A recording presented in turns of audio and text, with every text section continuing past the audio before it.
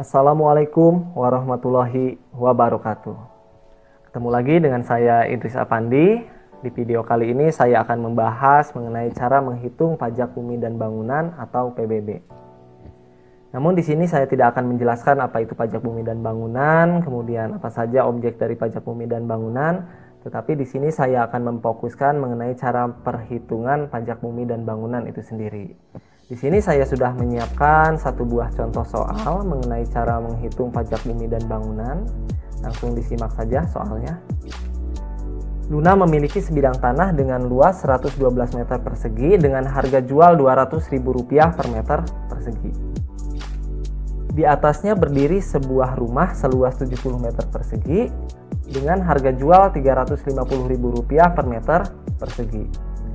NJOP TKP ditetapkan sebesar Rp24 juta. Nah, di sini ada NJOP TKP. Apa sih NJOP TKP?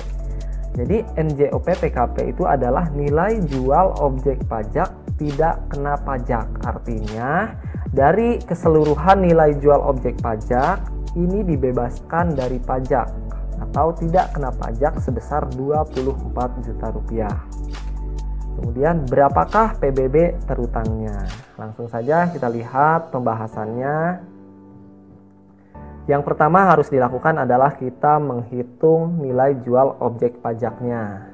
Tadi di soal sudah ditentukan bahwa ada tanah seluas 112 meter persegi.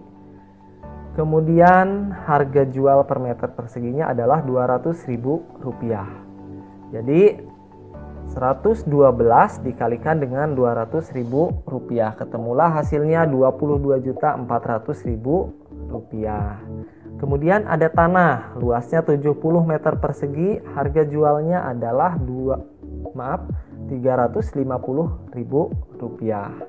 Jadi 70 dikalikan dengan Rp350.000, ketemulah hasilnya Rp24.500.000. Ini adalah total NJOP. Jadi total NJOP yang Rp22.400.000 ditambah dengan Rp24.500.000, ketemulah hasilnya Rp46.900.000. Ini adalah nilai NJOP, nilai jual objek pajak. Kemudian tadi di soal sudah ditetapkan bahwa ada NJOP TKP, nilai jual objek pajak tidak kena pajak adalah sebesar Rp24 juta. Jadi dari nilai Rp46.900.000 ini dikurangi dengan 24 juta yang tidak kena pajak. Jadi ketemulah nilai jual objek pajak yang kena pajaknya hanya sebesar Rp22.900.000. Dalam pajak bumi dan bangunan, itu sudah ditetapkan bahwa nilai jual objek pajak yang kena pajak yang nilainya di atas 1 miliar, itu tarif pajaknya adalah 40%. Kemudian yang NJOP KP-nya kurang dari 1 miliar atau di bawah 1 miliar, tarif pajaknya adalah 20%.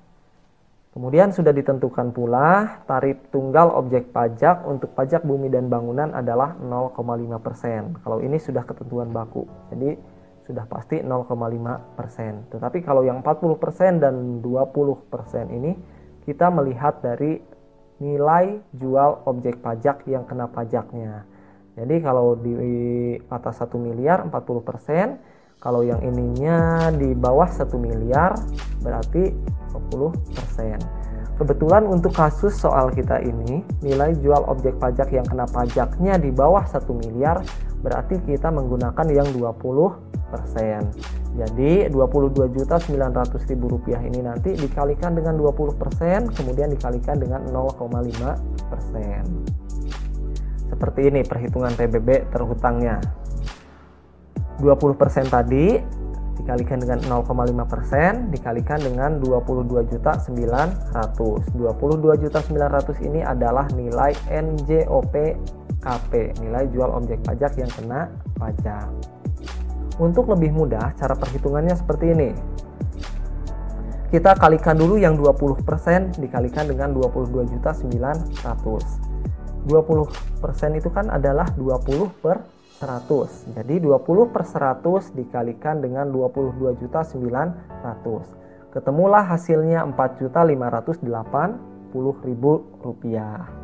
Untuk perkalian silang, saya rasa kalian sudah paham semua. Jadi 20 dikalikan dengan 22.900 kemudian dibagi dengan 100 ya.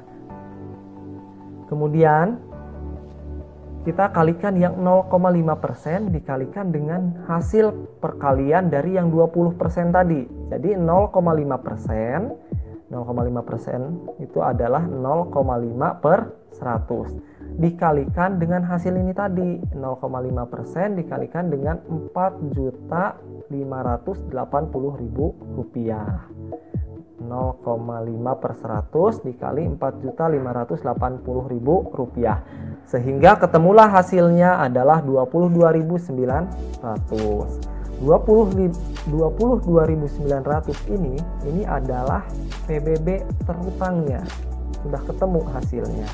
Jadi PBB terutangnya adalah 22.900.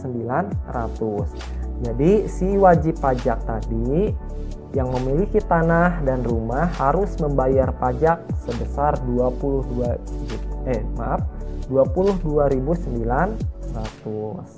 Sangat mudah perhitungan pajak bumi dan bangunan. Namun jika ada yang kurang jelas, silahkan kalian tanyakan di kolom komentar. Untuk video kali ini saya akhiri, mudah-mudahan bisa bermanfaat. Wassalamualaikum warahmatullahi wabarakatuh. Sampai ketemu lagi di tutorial selanjutnya.